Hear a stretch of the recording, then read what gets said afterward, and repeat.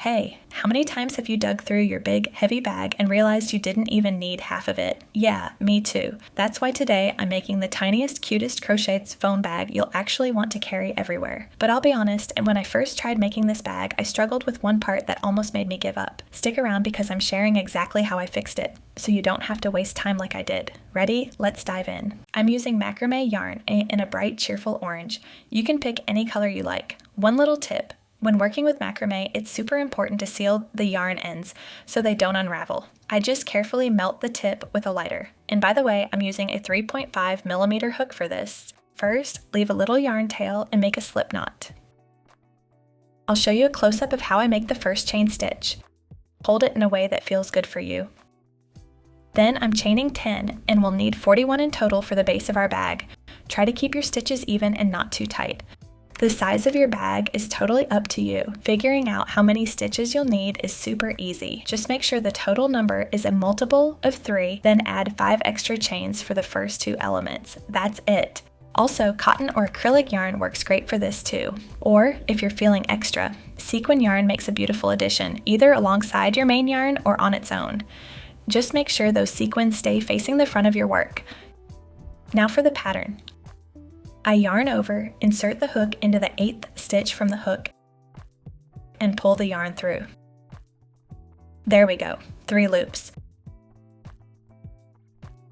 Then I work a double crochet. That's our first little square. Next, I chain 2, yarn over, count 3 stitches and repeat. Same thing all the way across. Double crochet, 2 chains. If this is making sense so far, give this video a quick like. It really helps me out and lets me know you're following along. I'm just going to repeat this pattern till the end of the row.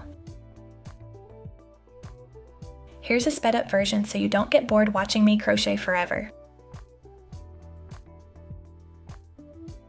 At the end, I insert the hook into the very first chain and make a double crochet.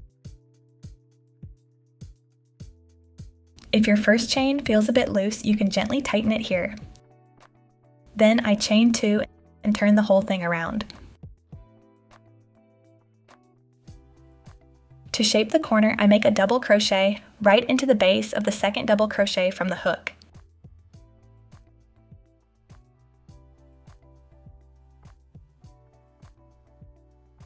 See how that turns the corner for us? Super simple. Now I keep going along the other side. 1 double crochet, then 2 chains.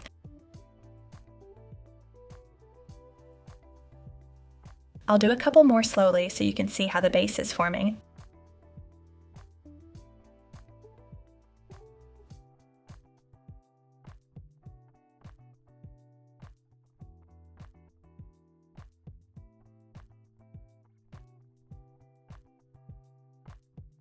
And then I'll speed things up. Otherwise, we'd be here all day.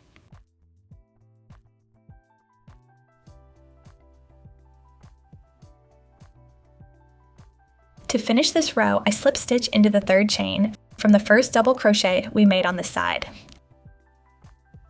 And just like that, our second corner is done and the base of the bag is ready.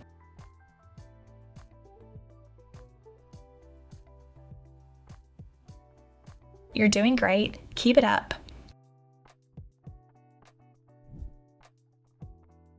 Now, for the main part, I chain 5,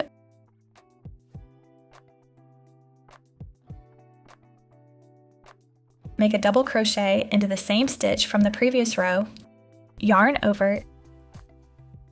Now, with 3 loops on the hook, yarn over, pull through 1, then 2, then 2 again.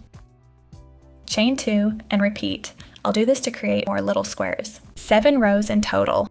If you're having fun with this so far and want to see more cute, easy crochet projects, don't forget to hit that subscribe button. I finished the other rows off camera. Trust me, you didn't miss much.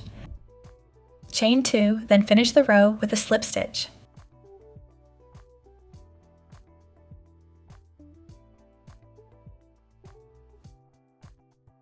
That's 7 rows done already. I always like to count them from the bottom up, just to be sure. Time for the final row. To make it look a little neater, I'm going to shrink the pattern slightly. Instead of 2 chains between double crochets, I'll do just 1. So chain 4, double crochet into the next double crochet and repeat.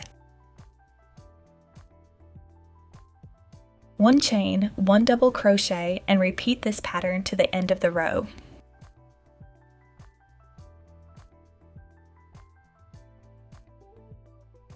I'll speed through this part for you.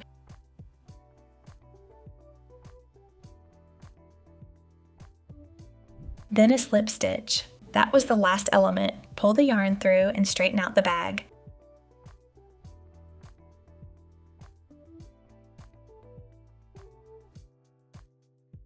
You should have 8 nice, even rows now. Alright, let's crochet around the edges. I chain 2, yarn over and insert the hook into the first section, then 2 half double crochets into each little segment along the edge. And quick heads up, if you're using a different type of yarn, you might need to adjust how many stitches you work into each section. The main thing is to keep the edging firm, and even so the bag keeps its shape. It makes such a nice border.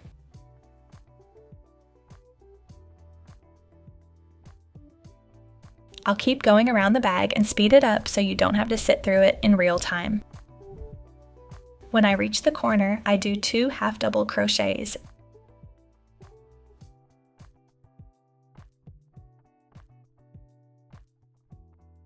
Chain 1 and 2 more half double crochets into the same space. Easy way to shape that corner.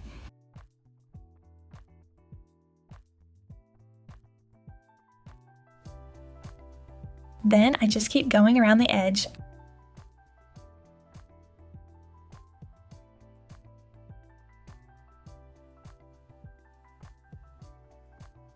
I'm speeding this up too, still using half double crochets. I'm at the edge of the bag now, and here's where my yarn tail is.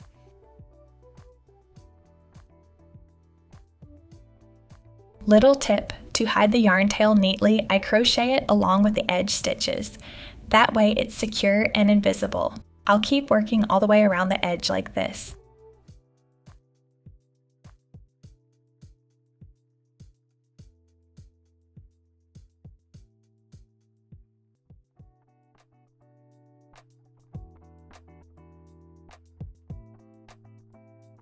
I'll speed through this part for you.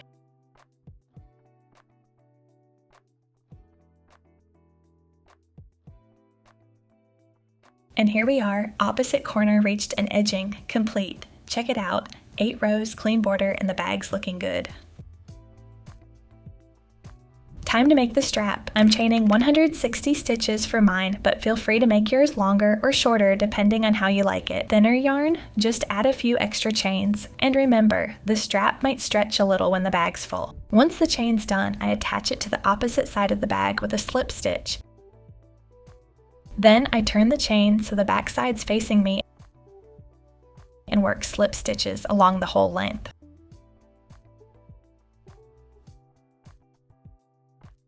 Don't pull too tight, it makes a nice sturdy cord this way.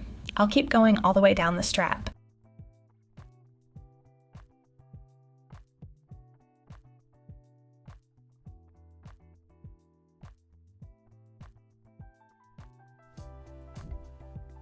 Here's what the finished strap looks like.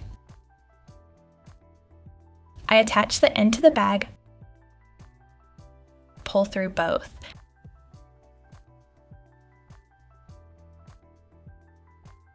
Cut your yarn, weave in the end securely. And if you're enjoying this project so far, a little like would mean the world. Helps me keep making tutorials like this for you. Pull the yarn through and snip it. Then I tuck in the end and carefully melt it with a lighter to stop it from fraying. Gotta love macrame yarn for that.